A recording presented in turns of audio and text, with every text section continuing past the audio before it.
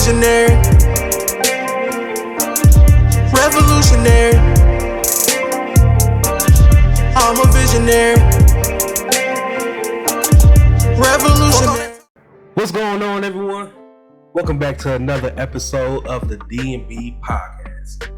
I'm your host, the champ, Camilio Salamander, and I'm here with my stupendous, tremendous, marvelous co-host, KB the Mark. Cause I'm a fucking mark for this shit.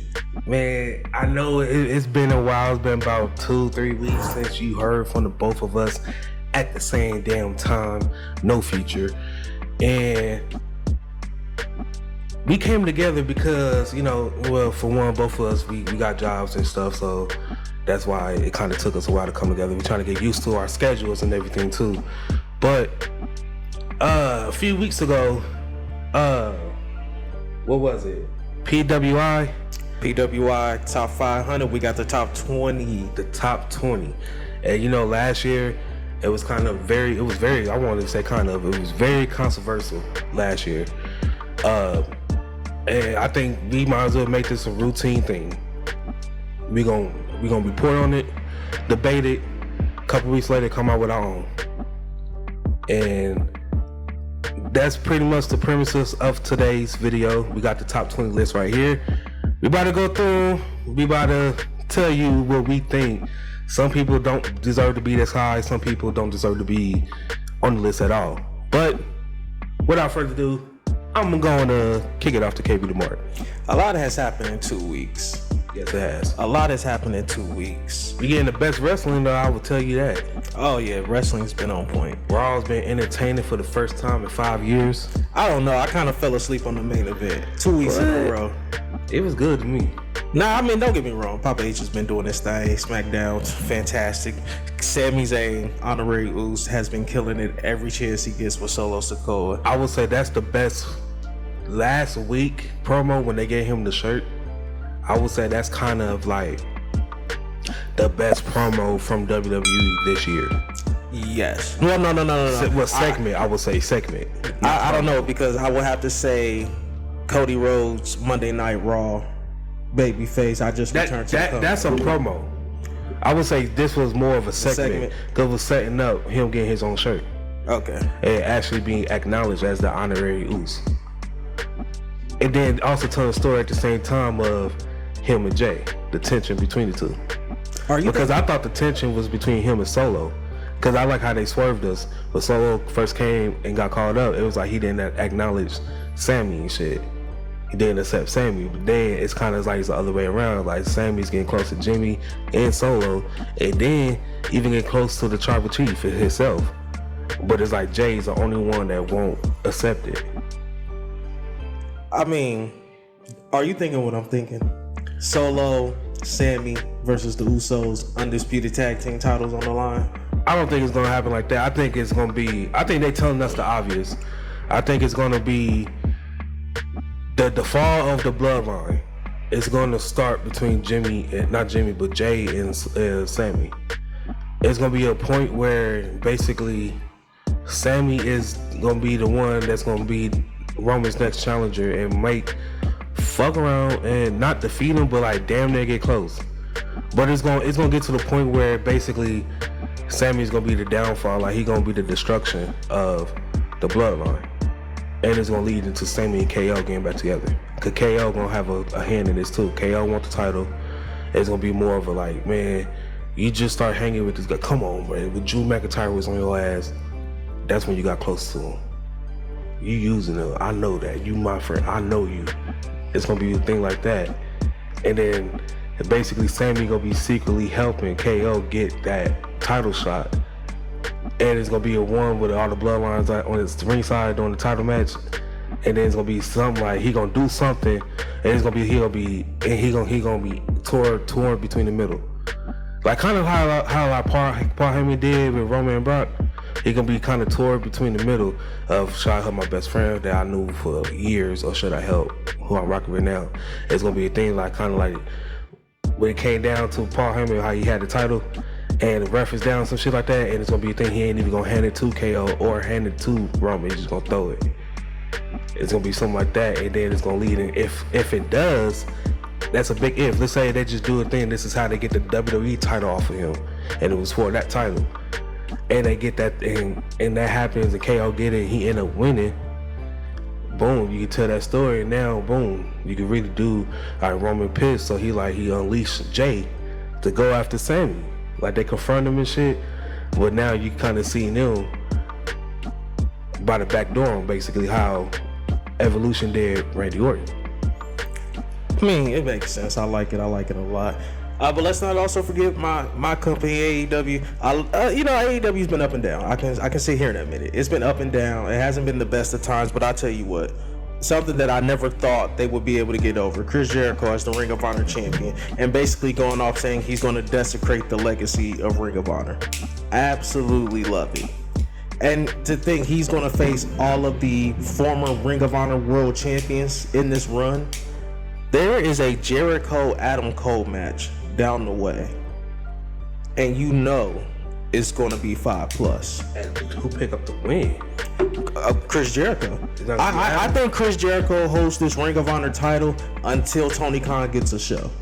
Once he gets that show off the ground, that's when you'll know who's going to be the next Ring of Honor champion. All I gotta say is they if they do it, play smart, Chris Jericho is the man to get that viewership to be on that new show, because I mean they did it with Dynamite. He brought in AEW as the AEW champion.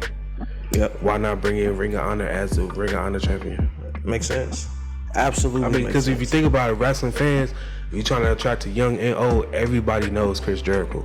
I mean, he's a GOAT. Everybody knows him. He's the GOAT. Yes. He's the absolute GOAT.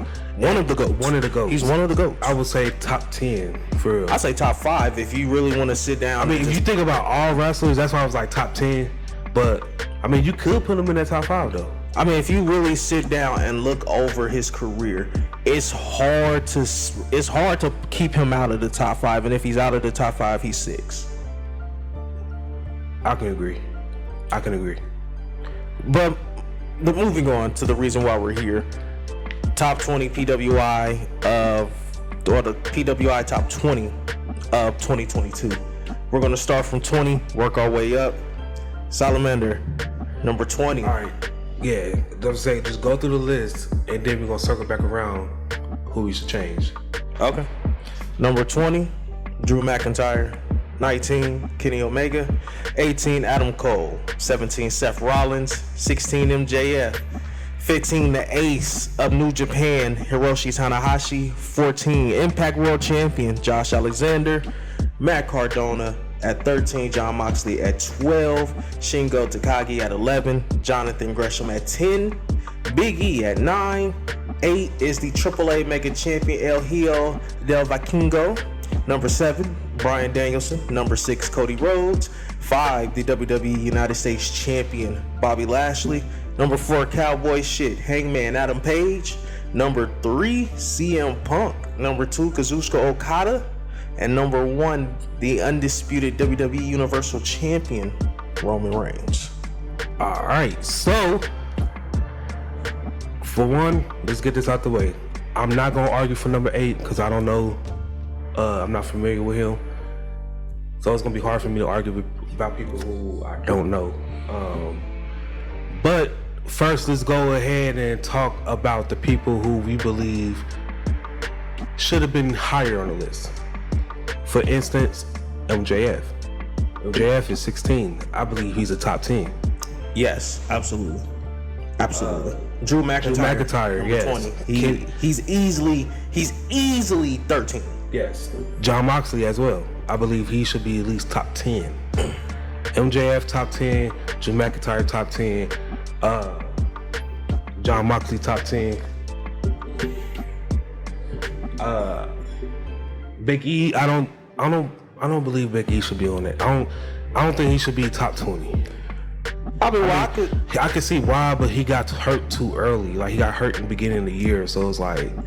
I mean, I understand, and I can meet you on Omega. Omega missed 80% of this year. Yeah. Why is he even on this list? He shouldn't be. Omega should definitely not be on this list. I have a problem with Seth Rollins at 17. Yeah. He's been doing some of the best work of his career.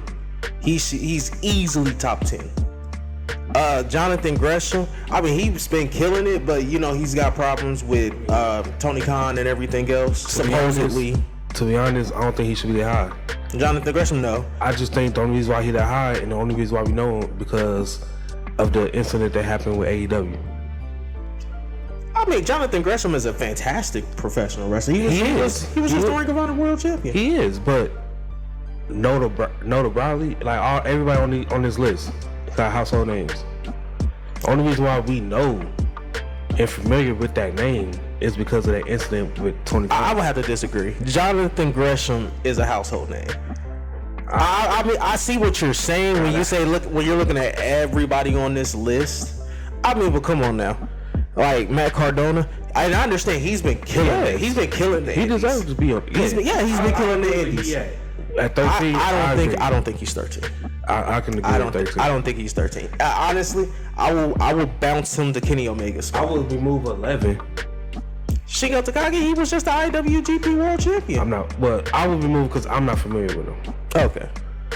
But I would remove him, but I would replace him with. Damn, that is a good question because I don't know who I would replace him with. Riddle? Randy Orton? Randy's not even on this list. He's hurt. But he's been, outside of when he got hurt, he was doing the best work of his career. You know who I don't like? You know what? I mean, not. You know what I don't like? The fact that Dax Hardwood isn't on here. He's been having a career year in tag and singles. True. He just took Claudio to the limit, I think, 2 weeks ago on Rampage for the Ring of Honor World Title. And Randy Orton sent them a text saying how he liked the match. He watches this shit. Finn Balor. He came on kind of late. He wasn't really doing nothing until Papa H took over and put him with Judgment Day. That's true, but AJ? Same thing, he ain't been doing nothing. I'm trying to throw names. Edge. What did Edge do at WrestleMania? Was he there? I'm pretty sure he had I think he wrestled, this WrestleMania was... Because I didn't he fight Roman at Money in the Bank? Yeah, that's the last time he fought Roman was he fought Roman. I think he fought Roman at Money in the Bank. That was when him and we stacked him and pinned him. D-Bry? Yeah. That can't be that long. It was. He fought Brock. Yeah, he fought AJ Styles. That's what I thought. Yeah. Okay, he fought AJ. I mean, if you want to throw Edge in here, you can throw Edge. He's been on TV consistently ever since he came back for that injury and shit too. Yeah, but I feel like... And then he did the Judgment Day. He brought back the Brood and all that shit, all that stuff. But I feel like they always run an injury angle for him. And it's like, I feel like he's missing time. He's a part-timer, he doesn't have to. I mean, I get it, but why do you got to run an injury angle? Just be like... He's an old man. He's fragile. Because Edge is part-time. We get it. And he fragile. You know, his neck and shit. Yeah. Yeah. I mean, I get it. Coming on 7 years... You're gonna be easy to get hurt. I mean, I get it. CM Punk, I got it. CM Punk, he's got it. He's too high. No, I don't think he should be on here. Period. I mean, he had a great feud with MJF, and that took up majority of it. That was on it. He won the AEW World Title, got injured. Came back, got injured again. He's missed just as much as he's been there. And he didn't do nothing with the AEW World Championship. So I don't think he should be on this list. That MJF feud, as great as it is, it's not enough for me to be like, CM Punk deserves to be on this list. Right. Cody Rhodes, to me, I mean, Kazuchika Okada is Kazuchika Okada. So that's understandable. But he get pushed like... Hey, bro, that's Kazuchika pushed Okada. The same, like, 6 people. It's Okada. WWE pushed the same people. Triple H just got in there now. It's all switched up. What's that famous tournament? G1. Yeah, he won like 6 of them. That's fine. So did Will Ospreay. Another guy who's not on this list, Ospreay. Yeah. Where's Will Ospreay? He's been having a career year. I mean, I'm just sitting here. CM Punk shouldn't be here. Cowboy shit, Hangman Adam Page shouldn't be that high because he didn't do nothing once he lost to CM Punk for real. He got entered into the trios tournament in the finals. What about Austin Theory? No. As good as it's been, there's the underlying cause of Yeah, it was Vince, and this was senile Vince on his way out. What about Johnny Gargano? He just came back. I mean, Kenny Omega came back a few months ago. Yeah, but we both agreed that Omega shouldn't be on this list. I mean, he made the list. I mean, I don't think he should have made the list. Or if he did make the list, he shouldn't have been that high. There's no way. That's just going off. I mean, think about it.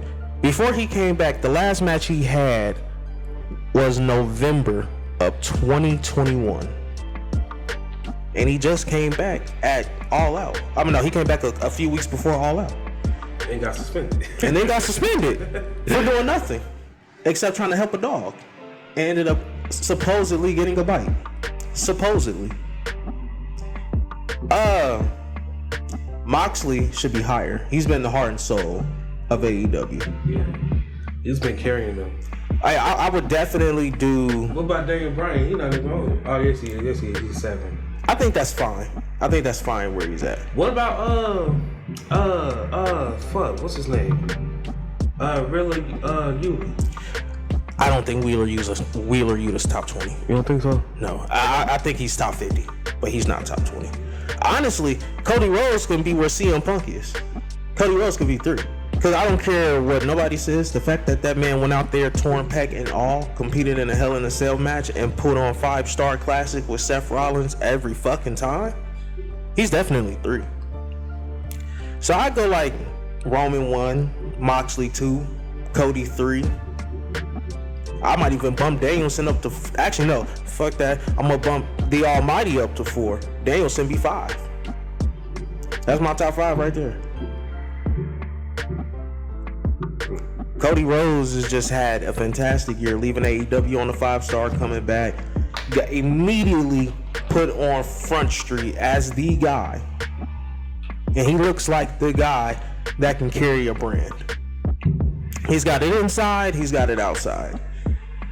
He just knows what the fuck to do. And you know when he wins either the WWE Universal or the Undisputed, it's going to be a great moment. Might even see Brandy run down with the baby. Question is he bloody? Is this bloody Cody? Oh yeah, of course. They already approved blood coming back. I think they've been holding off for it. Cody's gonna be this generation's Triple H. We know that's one of his idols anyway. That's and true. Especially with him involved, we about to see with Triple H being ahead of creative. We about to see how many spears does it take, or how many spears does he take? He gonna take like 6. 6? Yeah. Is he kicking out of one at 6? He gonna take 6, like 4 Superman punches, and then Roman gonna lock in the guillotine, and Cody gonna like do some gymnastics shit, and that's how he gonna get the pinfall. He gonna reverse it into a crossroads when he go into it. Nah, Roman, he gonna wrap his body around him, and then they gonna fall to the floor. Roman gonna wrap it like his legs. He gonna take his legs from him, but Cody gonna do like a back flip. But Roman still got his head, but he like in the bridge. Oh, with the guillotine still in, and it's gonna be like that. So it's gonna be a bullshit win. Yeah, like something like that. But it's like when he pop up, he's still all bloody and shit because he took a beating.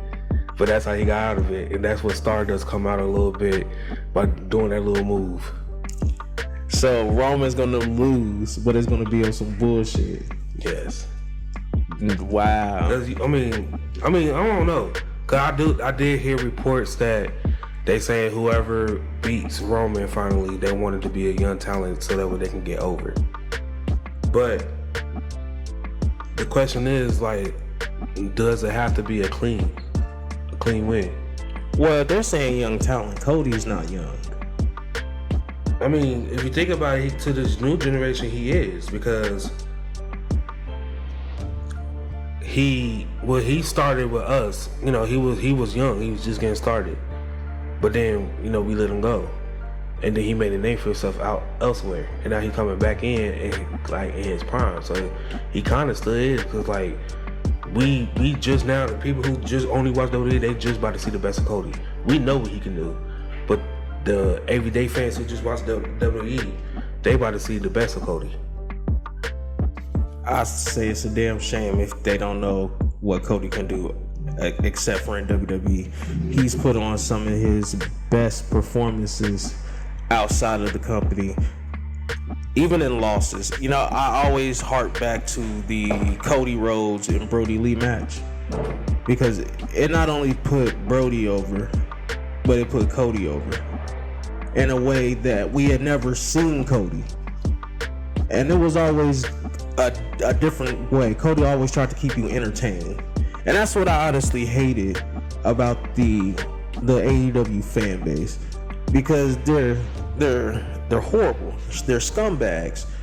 You can't sit here boo a man, and then when he wants to leave, you're like, oh no, don't leave. No, you didn't appreciate him when he was here. That's the thing. And maybe it's just because I'm biased towards Cody, because I fucking love Cody Rhodes. So maybe I'm just fucking biased. But I can watch a Cody match, a Cody segment, a Cody promo, anything Cody Rhodes does, I'm there. He makes it must see. And that's what they didn't appreciate. And then when he left on a 5-star and he ends up going to WWE, you know, the AEW fan base was like, oh, he's a traitor. Like, yeah, you know, I joke around and say it too, but I always preference that by saying I love Cody. And I wish Cody nothing but the best. Even amongst him going to WWE, you know, every time we talk about it, I always, you know, preferenced it and ended it with, I want Cody to succeed wherever he goes. Yeah. Because he deserves it. After hearing some of the reports that came out with the brawl that happened, I'm kind of thinking now, maybe they ran Cody out. Probably. I'm thinking it's the Bucks. I don't see Kenny as an ego trip, but maybe he is. But I can definitely tell you, if you're going to say the Bucks, I somewhat agree. I mean, because they act like Cody Rhodes wasn't the guy. Cody Rhodes has always been the guy, but I've always felt that way. Like, yeah, when he would be around the elite, I always felt like Cody was just a third wheel. They never really included him for real. Yeah, of course. I feel like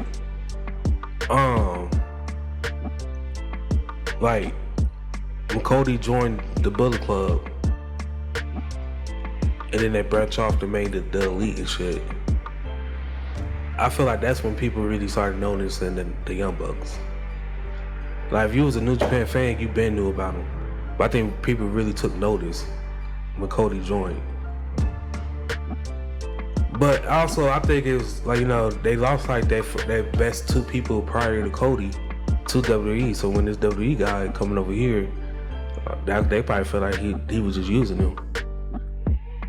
I mean, they lost the Prince, and he went over to WWE. He became Finn Balor.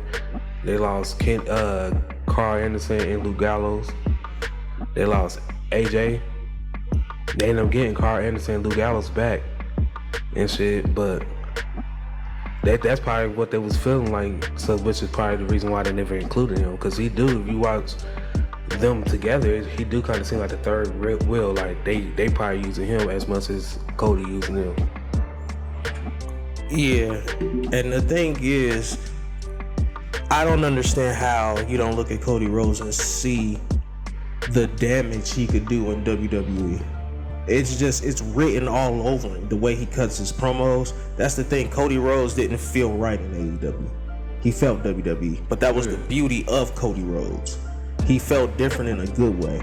But that's the problem with AEW. And I'm seeing it now. Everything that you were saying from the past is true. Those ex-WWE guys looking to take TV time away now. They want to leave and go back. It makes sense. Look at how Andrade's been used. Look at how the House of Black has been used.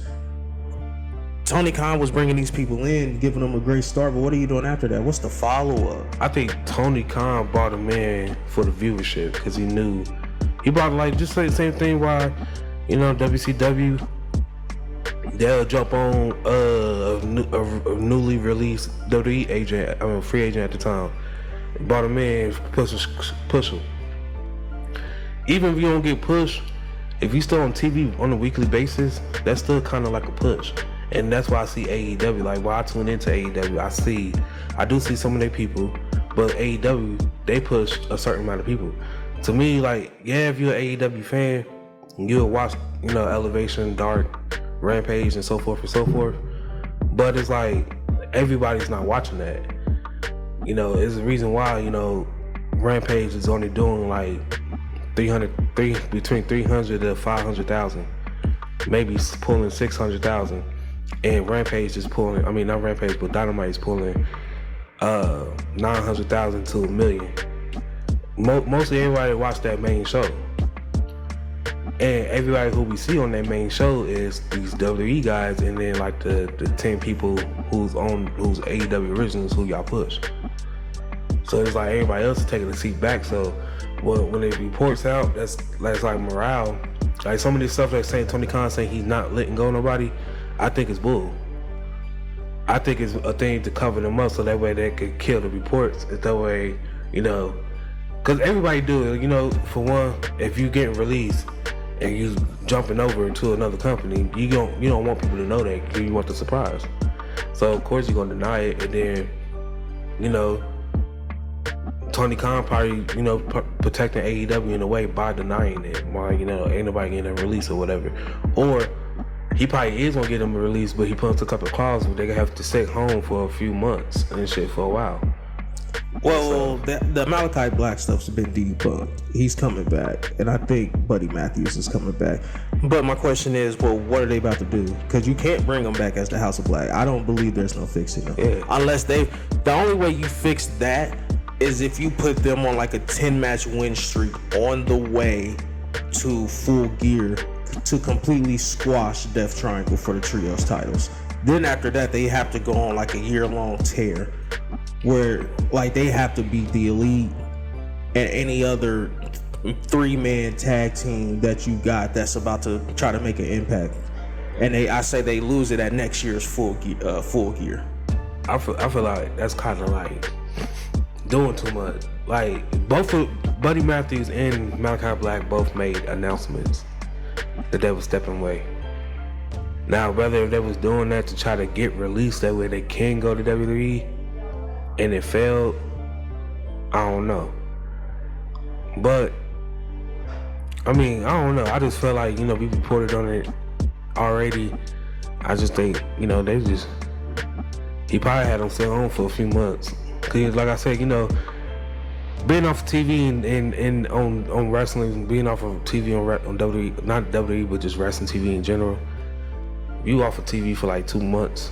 It's for like 6 months. So you could restart and have a whole new storyline within 2 months if you just off TV consistently. Absence makes the heart grow fonder, though. Yeah. So, they take some time off because, like I said, Malachi Black did state he was coming back.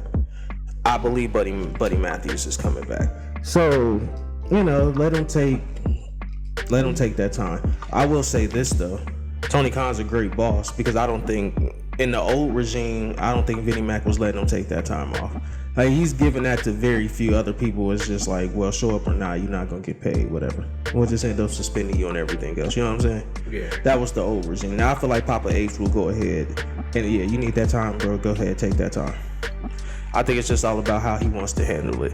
But Tony Khan, I agree with what you were saying. It does seem like he's trying to cover up something, which, if there's no point in trying to hide it because it's gonna come out. You might as well just be honest and just spill the beans as much as you can without like breaching confidentiality shit.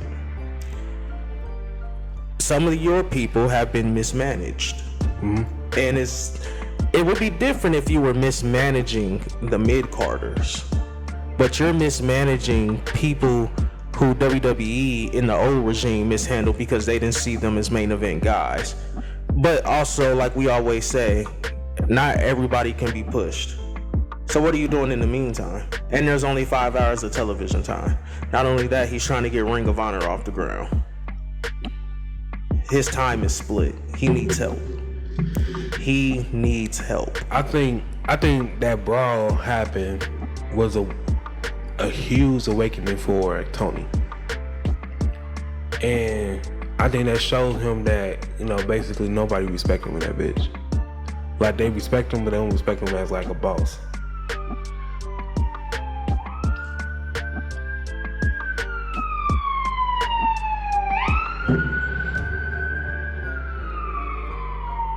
So I think this was. So I think now he got to be more strict, and which is why recently when we see Tony Khan, he kind of look like he's pissed off and shit.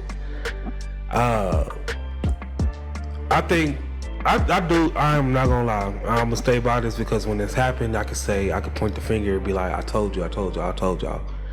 But I think Buddy Matthews and Malachi Black is still on their way out. I just think Tony Khan had them debunk all the rumors and shit. But they probably worked out some shit. We'll be with them for a few more months or finish, at least give me one more year. Boom. Something. But I do think they are on their way out. Andrade, I think he's on his way out. He's been liking tweets and shit about people tweeting this stuff, talking about how unfair he not getting on TV time, so forth and so forth. Well, I'm pretty sure you saw the hashtag Free El Idolo. And he's got a mass versus career match next week. And it's the anniversary of Brody Lee's last match, and he's going against number 10, someone who Brody Lee handpicked to be in the Dark Order. I don't see him winning that match, and this is his out. Yeah, I can see Andrade being the first one they let go. I mean, my question is, what does he think? Does he think if he goes back to the E? He is. If he goes back to the E, he's not touching that well, it'll probably be split. Nah. But he's not touching that world title within 2 years. Look, I will tell you this. Papa A's being in charge now. What Kevin Garnett said. Anything's possible. Yes. Anything is possible. We know Papa H, he loves the small guys. It's been reported that Finn Balor got a huge push coming on the way. It's kind of been reported that WWE might add another singles title just to give, that another title on Raw, shit like that, since, Roman don't show up on Raw. So it's been reported that Ricochet is going to receive a push. We know the guys that Triple H was pushing. We seen them in NXT. We seen how they was booked. Now, we getting that on the main roster with his twist. We got to get how NXT was when Papa Ace was booking it on the main roster. So we know Kevin Owens is gonna get a push soon. We know Finn Balor, Ricochet. We know the whole Judgment Day is gonna get a push. Rhea Ripley, she got a huge push coming for her. We know who else? Shinsuke, he's gonna get a push. All of Papa H people is gonna get a push soon. Elias, he gonna get something, which is why they got him off TV for a while, because he had to grow his shit back out. They're gonna have him come back out. He gonna get some type of push, because it's been reports that everybody was high on him backstage and shit too. I mean, as they should. I mean, Elias was a great character. Yeah. Vince fucked him up because he wanted to put him in actual matches instead of just having him be like a Dexter Lumis and just be chilling backstage randomly playing the guitar. Yeah. That's exactly what Elias was supposed to be. Wrestle every now and again. He get into a feud like every 2-3 months. You supposed to treat him like the honky tonk man. Like, he get into a feud, but with his matches he win, but he do some bullshit by the referee to get distracted. He take out his guitar and hit him over the back. That's how he pick up the win. Yeah. Like some shit like that all the time. But it's like a thing like he don't want to wrestle, or he wrestle if he have to, type shit. Like Eugene, you didn't put Eugene in a wrestling match every week and shit. No. But he was involved. You see that he can go. Yeah. Man, we got off topic, but anything else you want to add about this list? Just stay tuned to our list, our top 20. I don't agree that, I'm not familiar with the AAA champion, so I'm not really gonna say much about him, but I don't think Big E should be on there. Kenny Omega. I don't think Jonathan Grayson should be on there. CM Punk. It's a couple other people. Like we got off topic, but we kind of wasn't, because we was naming people who could have filled that in. But I mean, you guys was listening. The whole people who we was naming could have been better selections than this. I'm starting to kind of think PWI is kind of biased. Roman Reigns has been #1 for like 2 years. I mean, but he's been on top, so that's understandable. He's been in God mode for like the last 2 years. I mean, what you got? Roman Reigns in there. I mean, come on, Bobby like, Lashley. realistically, why the fuck Kenny Omega make that shit? Like, come on. I mean, we both agree with that. He came. He was there on TV for two weeks. He was gone for a whole year. Damn near this whole fucking year. Came on TV 3 weeks later. He suspended again. I mean, outside of that, did you see the reaction when he returned? Yeah, it was a good one, but like, one of the loudest of the year. Yeah, it was. I mean, I think that's second to Cody's, but not the top 20. He could have, if he made it up to top 30, top 40. I'd be like, I mean, I definitely agree. He's top 50, but I don't think he should have made the top 20. No, like, no way. Like CM Punk, CM Punk's most interesting feud was MJF. You said it. And that was the beginning of the year. That was the end of last year, beginning of this year. It did. The one with Adam Page, it was cool, but it wasn't like that good. Yeah. He got the AEW championship. He got injured. He came back, got squashed, got injured. And now he's injured now. He's not suspended, but he's injured. And he's supposed to be out for the rest of the year. And they haven't been mentioning him on AEW television. He's damn near fired, I think. Yeah, I heard that there's reports that everybody about to face legal action and shit too. Well, I heard the Bucks came in there with their legal team, so that really lets me believe that Punk came in there on some, well, Punk was on some aggressive shit. To be honest, man, I'm not gonna lie. I can see in the near future Tony Khan stripping them for the EVPs, and then they're gonna try to get out their contract. I don't think they're leaving. I think Tony Khan, he will strip them, but he can't lose them, and he understands that he can't lose the elite, not a single one of them. I think he'll up that money. If they was so willing to let go Cody that easy, I think anyone can go. Well, I think Tony Khan just didn't think he was top money. He didn't want to pay him the Danielsons and the Punks, which I see, but I don't support it. You should always take care of your day ones. Cody was a day one. Omega and the Elite are day ones. You always take care of your day ones. Same shit with MJF. It doesn't matter. You take care of your day ones.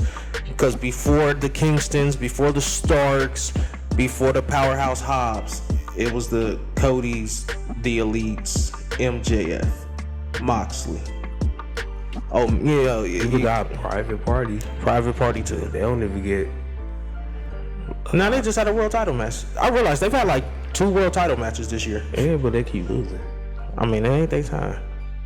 It was never their time. Did they ever have the titles yet? Mm-mm. Yeah, I always remember like they always like at the beginning they was always there. They was getting pushed like damn near runner up for the damn title, but they'll lose. And then now it's like then they was off TV for a while, and then now they on TV again, but they losing. Hey, Mark Quinn looks amazing. He done put on some muscle. I think it's just about ready for them to go. But I don't have nothing else to add. You want to wrap this up? Thank you for tuning in, guys. Go ahead and leave a like on the video, subscribe to the channel, push that notification bell for daily wrestling videos. Once again, I'm Camillio Salamander. It's KB the Mark. Simply, we some fucking marks that love sports entertainment. I started with nothing and came out a king. I've been the one that's been ballin' for rings. It's been me and my team and we chasing the green. My team be the shit, we ain't ballin' for free.